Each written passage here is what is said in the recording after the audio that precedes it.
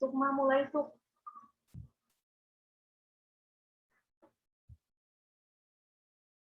Share screen-nya belum muncul. Iya sih.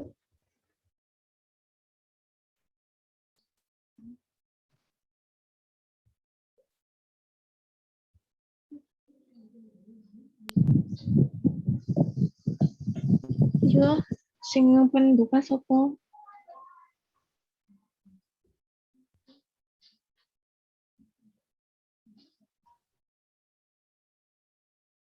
Muncul dong. Dah. Yung ya Mas Aba. Aku lah ya. Ya. Assalamualaikum warahmatullahi wabarakatuh. Kami dari kelompok 7 akan mempresentasikan hasil dari diskusi kami yang berjudul tentang asuhan keperawatan kritis shock sepsis dengan anggota ke-1 Asanur Cahya Saputri, 2 Kamanda Restika Ayu, 3 Kolifanur Azakiyah, 4 Fajar Yodi Setiawan, 5 Sukma Apriliani.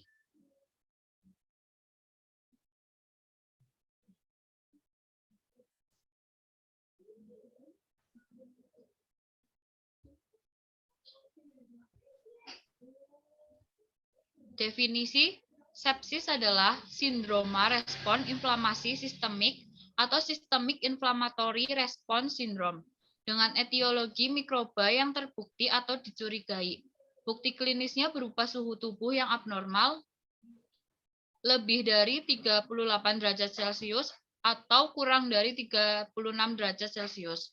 Takikardi, asidosis metabolik biasanya disertai dengan alkalosis respiratorik terkompensasi dan takipneu, dan peningkatan atau penurunan jumlah sel darah putih. Sepsis juga dapat disebabkan oleh infeksi virus atau jamur. Sepsis berbeda dengan septikemia.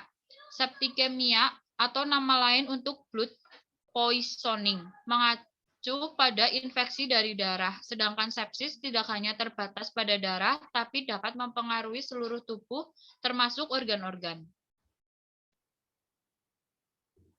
Etiologi sepsis.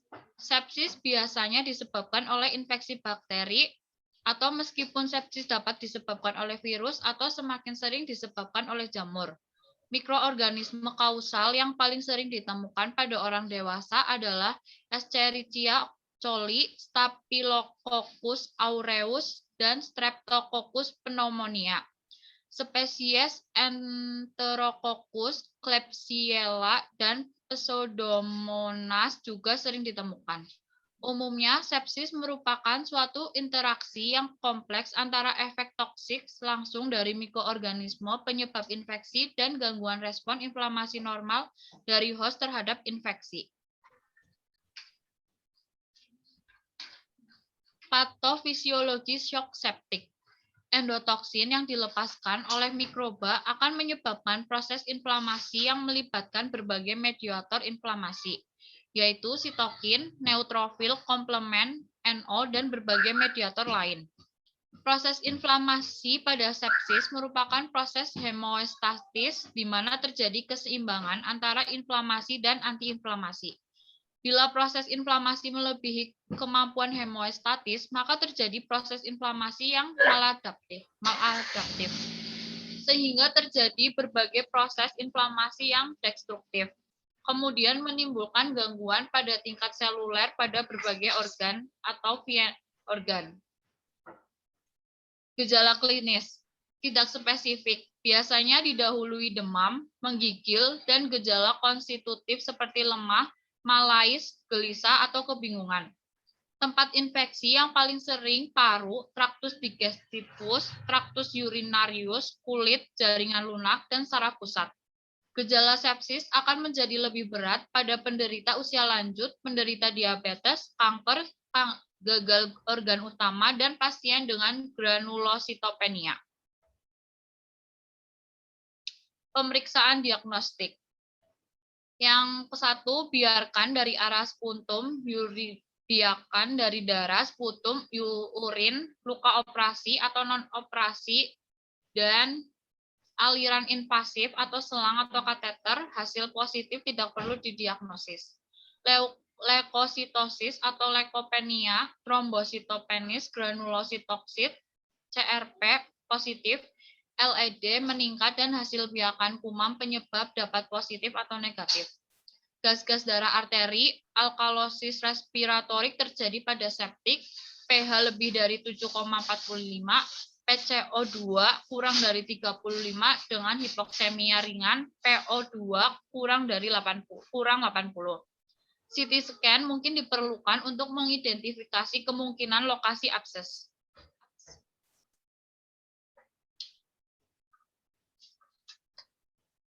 Selanjutnya akan dibacakan oleh Kamanda.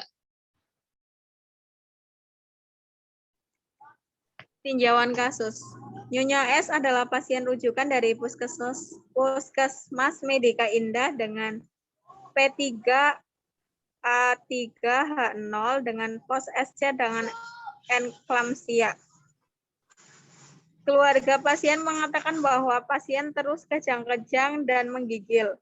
Tekanan darah tinggi, suhu naik turun sehingga pasien ke RSUP Mataram oleh dokter dan mendapatkan perawatan di ruang melati. Pasien tampak pucat, terpasang ventilator 3 liter per menit, tersambung dengan nasal kanul trakeal. Tampak pada kanul trakeal ada sumbatan sekret. Tampak ada luka dekubitus, tampak pada luka basah dengan sekret yang keluar. Pasien tampak lemah dengan tanda-tanda vital. Tekanan darahnya 130/90, mmHg, nadinya 107 per menit, suhunya 38 derajat Celcius, untuk respirasinya 17 kali per menit, dan GCS-nya E3 V1M3. Next. Untuk pengkajian identitas pasien, nama Nyonya S, umur 39 tahun, jenis kelaminnya perempuan. Untuk status perkawinannya kawin, agama Islam, pekerjaan IRT dengan alamat Desa Jabon. Tanggal masuk rumah sakitnya tanggal 1 bulan 3 2019, untuk tanggal pengkajiannya tanggal 1 bulan 3 2019. Diagnosa medisnya sepsis. Untuk identitas penanggung jawabnya, nama Tuan H, umur 36 tahun, jenis kelamin laki-laki, untuk status perkawinannya kawin, agama Islam, pendidikan SMA, dan pekerjaan wira swasta. Alamatnya Desa Jabon. Hubungan dengan pasien adalah suami. Next. Keluhan utama. Keluarga klien mengatakan pasien kejang-kejang dan menggigil. Untuk riwayat kesehatan sekarang, rujukan dari Puskesmas Medika Indah dengan P3A3H0 dengan pos SC dan eklamsia. Keluarga pasien mengatakan bahwa pasien terus kejang-kejang dan menggigil. Tekanan darah tinggi, suhu naik turun sehingga pasien dirujuk ke RSUP Mataram oleh dokter dan mendapatkan perawatan di ruang melati. Pasien tampak pucat, terpasang ventilator 3 liter per menit, tersambung dengan kanul trakeal, lalu tampak pada kanul trakeal ada sumbatan sekret, tampak ada luka dekubitus, dan pada luka basah dengan sekret yang keluar. Untuk riwayat kesehatan dahulu, pasien mempunyai riwayat SC 2 tahun yang lalu. Dan penyakit yang diderita sekarang tidak pernah dialami sebelumnya. Untuk riwayat kesehatan keluarga, keluarga pasien mengatakan keluarganya tidak pernah mengalami penyakit seperti yang diderita oleh pasien sekarang ini. Untuk riwayat biopsikososial dan spiritual, untuk riwayat biologisnya, pola pernafasan. Sebelum sakit, keluarga pasien mengatakan pasien biasa bernafas dengan baik tanpa ada hambatan. Lalu saat sakit, keluarga pasien mengatakan pasien mengalami gangguan dalam pernafasan atau pasien mengalami sesak disertai batuk berdahak dengan penumpukan sekret. Untuk pola nutrisinya sebelum sakit, Keluarga pasien mengatakan pasien biasa makan 3 kali sehari dengan pola makan nasi, lauk, lengkap dengan sayuran. Dengan porsi yang disediakan dengan habis. Nafsu makannya baik dan banyak minum sekitar 6-7 gelas.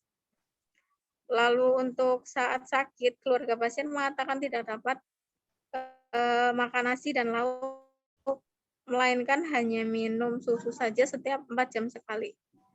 Untuk pola eliminasinya sebelum sakit, keluarga pasien mengatakan pasien sehari pada pagi hari tanpa ada gangguan. Dengan konsistensinya lunak, warna, dan bau khas feses. BAK lancar dengan frekuensi 4-5 dengan warna dan bau yang khas urin. Lalu saat sakit, keluarga pasien mengatakan klien BAB melalui Pampers dan tampak pasien BAK melalui selang kateter.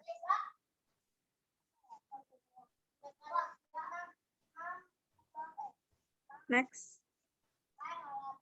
Untuk pola istirahat tidur, sebelum sakit keluarga pasien mengatakan pasien istirahat dengan baik, tidur siang sekitar 2-3 jam dan tidur malam sekitar 7 dan sampai 8 jam. Lalu saat sakit, keluarga pasien mengatakan istirahat tidur terganggu karena terkadang batuk dan sesak, nafasnya kambuh. Frekuensi tidurnya sekitar 2-3 jam per hari. Untuk pola aktivitasnya, sebelum sakit, keluarga pasien mengatakan pasien tidak mengalami gangguan dalam melaksanakan aktivitas sehari-hari. Lalu saat sakit, keluarga pasien mengatakan pasien mengalami gangguan dalam aktivitas, pasien tampak lemah, dan sebagian aktivitas pasien dibantu oleh keluarga. Lalu untuk personal hygiene, sebelum sakit, keluarga pasien mengatakan pasien biasa mandi 2-3 kali sehari dengan menggunakan sabun. Lalu untuk keramasnya 1-2 kali dalam 1 minggu. Menggosok gigi sebelum mandi dan mengganti pakaian setiap selesai mandi atau dalam keadaan kotor. Lalu pada saat sakit, keluarga pasien mengatakan pasien mandi hanya diseka saja oleh perawat. Materi selanjutnya akan disampaikan oleh Asya. Selanjutnya, riwayat biopsikososial spiritual. Riwayat psikologis sebelum sakit, keluarga pasien mengatakan tidak pernah cemas terhadap kondisi pasien. Saat sakit, keluarga pasien mengatakan cemas terhadap kondisi pasien dan tampak bertanya kepada dokter atau perawat tentang kondisi pasien. Riwayat sosial. Sebelum sakit, keluarga pasien mengatakan pasien selalu berinteraksi dengan masyarakat dan keluarganya. Saat sakit, keluarga pasien mengatakan selama sakit pasien tidak pernah berkomunikasi dengan orang sekitar. Riwayat spiritual. Sebelum sakit, keluarga pasien mengatakan pasien melaksanakan ibadah sholat 5 waktu seperti biasa. Saat sakit, keluarga pasien mengatakan dalam melaksanakan ibadah sehari-hari pasien dibimbing oleh suami. Next. Pemeriksaan fisik. Yang pertama, keadaan umum, pasien tampak lemah. Yang kedua, kesadaran apatis dengan GCS E3, V1, M3. Yang ketiga, tanda-tanda vital, TD 100, tekanan darah 130/90 mmHg, nadi 107 kali per menit, suhu 38 derajat Celcius, respiration rate 17 kali per menit. Yang keempat, pemeriksaan head to tooth. Untuk kepala, inspeksi simetris, pertumbuhan rambut rata, tidak ada ketombe dan tidak ada lesi. Untuk palpasi, tidak teraba benjolan dan tidak terdapat nyeri tekan. Untuk mata, inspeksi simetris, konjungtiva pucat, pergerakan bola mata bagus. Palpasi, tidak teraba adanya nyeri tekan. Untuk telinga, Inspeksi, simetris, tidak ada lesi dan sekret. Palpasi, tidak ada nyeri tekan untuk hidung. Inspeksi, tampak terpasang NGT dan tidak terdapat lesi. Untuk leher, inspeksi, tampak ada luka bekas operasi pada tracheostomi, tampak terbuka. Palpasi, tidak ada massa, terdapat nyeri tekan. Untuk torak dan jantung, inspeksi berbentuk simetris, terdapat tarikan dinding dada, lalu palpasi, tidak teraba adanya nyeri tekan, auskultasi, bunyi paru ronci, dan terdengar suara wheezing.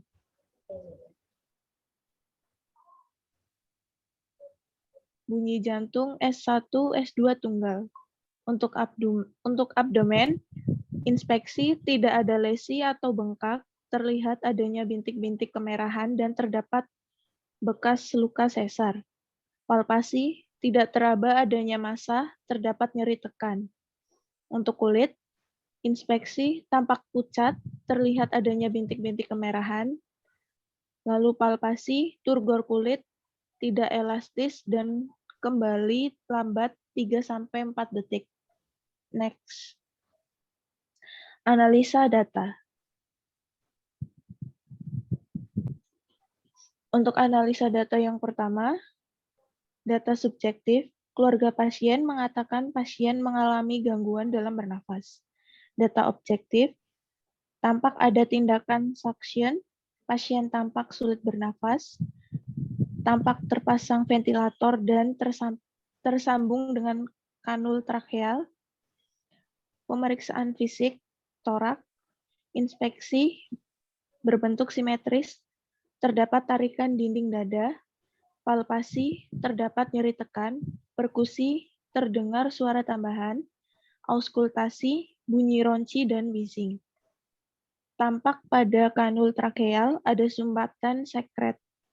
Tanda-tanda vital, tekanan darah 130/90 mmHg, nadi 107 kali per menit, suhu 38 derajat Celcius, respiration rate 17 kali per menit. Untuk etiologi, perubahan ambilan penyerapan oksigen terganggu, sehingga suplai oksigen terganggu, lalu pasien mengalami sesak, maka terjadi ketidakefektifan bersihan jalan nafas. Dengan masalah ketidakefektifan bersihan jalan nafas. Untuk yang kedua, analisa data, data subjektif, tidak ada.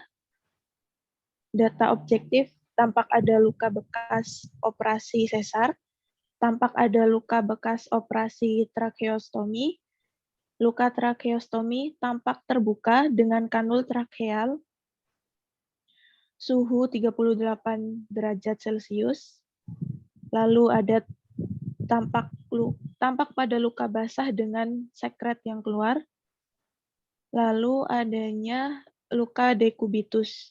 Untuk etiologinya, terhambatnya fungsi mitokondria yang mengakibatkan kerja sel menurun dan terjadi penurunan respon imun sehingga terjadi resiko tinggi infeksi. Dengan masalah resiko tinggi infeksi. Diagnosa keperawatan. Yang pertama, ketidakefektifan bersihan jalan nafas berhubungan dengan peningkatan produksi sekret.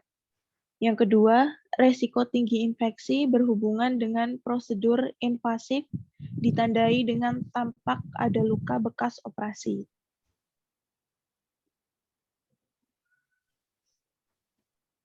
Intervensi. Yang pertama, tujuan NOK.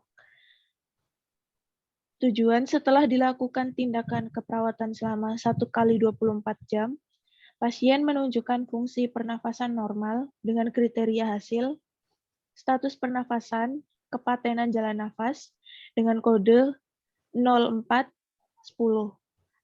menunjukkan kebersihan jalan nafas yang efektif, menunjukkan status pernafasan yang dibuktikan oleh indikator gangguan sebagai berikut. Yang pertama, kemudahan bernafas. Yang kedua, pergerakan sputum keluar dari jalan nafas. Yang ketiga, suara nafas jernih. Yang keempat, irama frekuensi pernafasan dalam rentan normal. Untuk intervensinya atau NIC-nya, manajemen jalan nafas dengan kode 3140. Yang pertama, kaji fungsi pernafasan, auskultasi bunyi nafas, dan tanda-tanda vital. Yang kedua, berikan posisi yang nyaman bagi pasien, yaitu posisi semi-fowler. Yang ketiga, berikan pakaian longgar serta menyerap keringat. Yang keempat, tindakan suction bila ada sekresi tertahan. Yang kelima, berkolaborasi dengan dokter dalam pemberian cairan infus, angioplasma, dan ventilator. Yang kedua, tujuannya, setelah dilakukan tindakan keperawatan selama 1x24 jam, pasien bebas dari tanda dan gejala infeksi. Dengan kriteria hasil, risk control, infectious process. Menunjukkan kemampuan untuk mencegah timbulnya infeksi, jumlah leukosit dalam batas normal, lalu menunjukkan perilaku hidup sehat. Dengan intervensi, infection control. Yang pertama, cuci tangan sebelum dan sesudah melakukan tindakan keperawatan. Yang kedua, lakukan pergantian posisi sesering mungkin. Yang ketiga, gunakan teknik steril pada waktu pergantian balutan. Yang keempat, kolaborasi dengan dokter dalam pemberian antibiotik.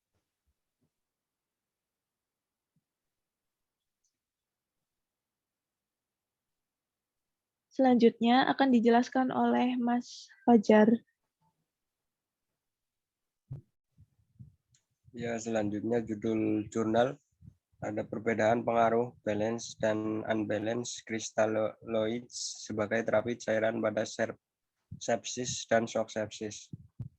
Penulisnya Dimas Aji Yuda Mahendra dan Febrian Dwi Cahyo. Tujuan penelitian mengetahui perbedaan pengaruh balance dan unbalance kristalloids pada sepsis dan shock sepsis dalam aspek mortalitas, kejadian hiperkloremia, dan lama tinggal di rumah sakit. Hasil penelitiannya adalah mortalitas lebih rendah pada grup balance kristalloids, kejadian hiperkloremia lebih tinggi pada unbalance kristalloids. Namun lama tinggal di RS di kedua grup tidak ada perbedaan signifikan.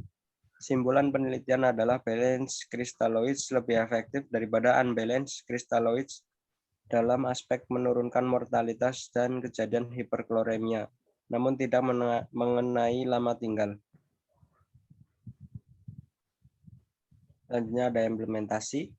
Yang pertama, tanggal atau jam, tanggal 8 bulan 8 2020 jam 9. Implementasinya yang pertama mengkaji fungsi pernafasan yaitu auskultasi bunyi nafas dan PTV. Yang kedua, memberikan posisi yang nyaman bagi pasien yaitu semi-fowler. Yang ketiga, memberikan pakaian longgar serta menyerap keringat. Selanjutnya melakukan tindakan suction bila ada sekresi tertahan. Yang terakhir, kolaborasi dengan dokter dalam pemberian cairan infus, angioplasma, dan ventilator. Yang kedua, di jam 13.50. Yang pertama, mencuci tangan sebelum dan sesudah melakukan tindakan keperawatan. Yang kedua, melakukan pergantian posisi sering mungkin. Yang ketiga, menggunakan teknik steril pada waktu penggantian balutan. Yang keempat, kolaborasi dengan dokter dalam pemberian antibiotik. Evaluasinya di tanggal 9 bulan 8 2020 dengan diagnosa ketidakefektifan bersihan dalam nafas berhubungan dengan peningkatan produksi sekret. Evaluasinya S-nya tidak ada, O-nya klien masih terpasang ventilator, terlihat sesak nafas, nafas dangkal, sputum masih produktif, atau warna putih kental dan banyak. A-nya masalah keefektifan jalan nafas belum teratasi. Lanjutkan intervensi perawatan nomor 1 sampai 5. Di tanggal yang sama dengan diagnosa resiko tinggi infeksi berhubungan dengan prosedur invasif ditandai dengan tampak ada luka bekas operasi. S-nya tidak ada, O-nya TTV dengan suhu 36,5 derajat Celcius, TD-nya 130 per 90 mmHg, nadinya 100 kali per menit, RR-nya 18 kali per menit. Hanya masalah resiko infeksi tinggi belum teratasi. Lanjutkan intervensi. Terima kasih untuk presentasi dari kelompok kami. Wassalamualaikum warahmatullahi wabarakatuh. Waalaikumsalam warahmatullahi wabarakatuh.